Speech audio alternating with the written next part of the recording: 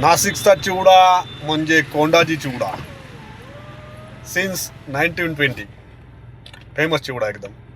सरांनी मागच्या वेळेस घेतला होता, त्यांना खूप आवडला आणि आजही त्यांनी जवळजवळ 4 ते 5 पॅकेट चिवड्याचे घेतलेले आहेत. म्हणून बघ मित्रांनो, तुम्ही कोणी पण कधी नाशिकला आले तर कोंडाजी चिवडा घ्यायला विसरू नका. नाशिकचा सुप्रसिद्ध चिवडा कोंडाजी चिवडा. त्यांनी या ठिकाणी कोंडाजी चिवड्याचे 4 ते 5 पॅकेट घेतले आहेत. नाशिकचा सुप्रसिद्ध चिवडा म्हणजे कोंडाजी चिवडा त्यांनी मागच्या वेळेस घेतला होता, त्यांना खूप आवडला आणि निश्चित तुम्ही नाशिकला आले तर कोंडाजी चिवडा घ्यायला विसरू नका. धन्यवाद. धन्यवाद. नमस्कार मित्रांनो, मी ओमकार आणि आज बघा मला सिन्नर MIDC इंडस्ट्रियल व्हिजिट अशी एक ट्रिप लागली होती आणि मग आम्ही सकाळी निघालो सिन्नर MIDC व्हिजिटला.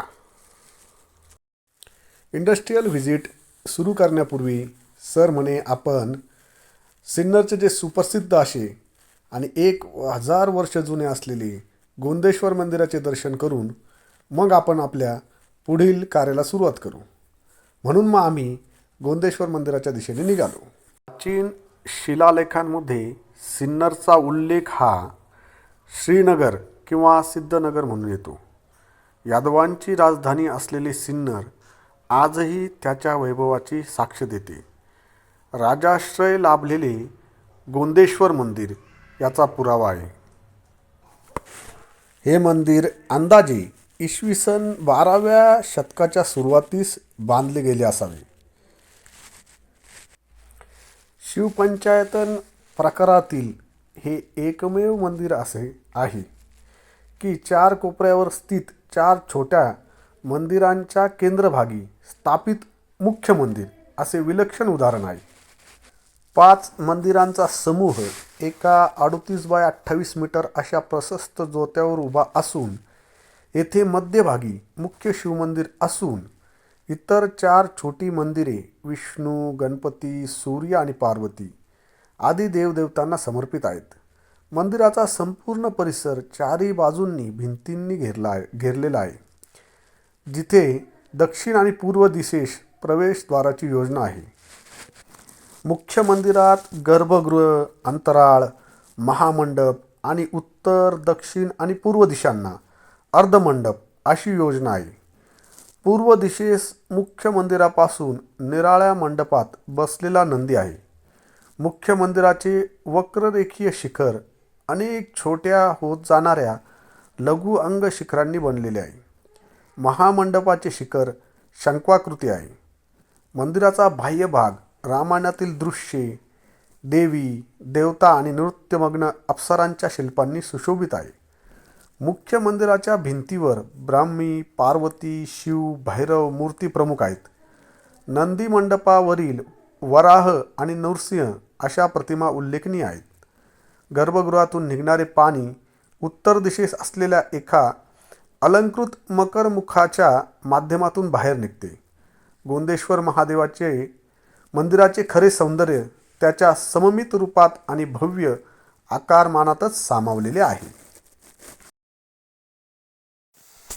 डिसेंबर महिना असल्या कारणाने शाळेच्या सहली चालू झालेल्या आहेत. आपण पाहत आहात या ठिकाणी गोंदेश्वर मंदिराला पाहण्यासाठीही शाळेची सहल आलेली आहे. खूपच विद्यार्थी या ठिकाणी आले आहेत.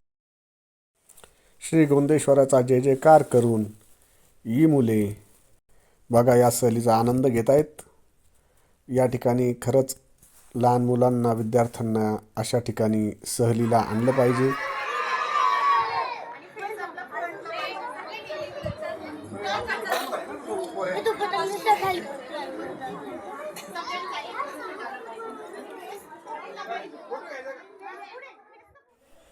खरोखर या मुलांना, विद्यार्थ्यांना पाहून आपल्याला सुद्धा आपले बालपण आठवल्याशिवाय राहणार नाही.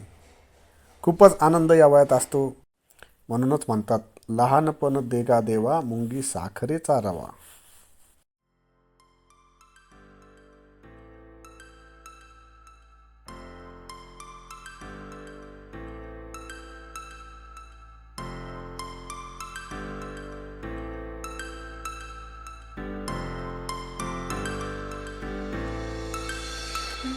floating to the sky.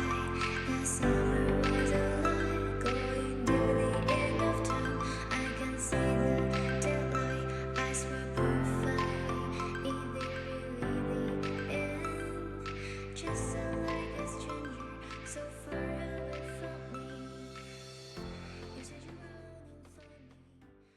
अशा प्रकारे गोंदेश्वर मंदिर दर्शन करून इंडस्ट्रियल व्हिजिट झाल्यानंतर दुपारच्या जेवणासाठी आम्ही शिवसागर प्युअर व्हेज सिन्नर या ठिकाणी आलो. धन्यवाद.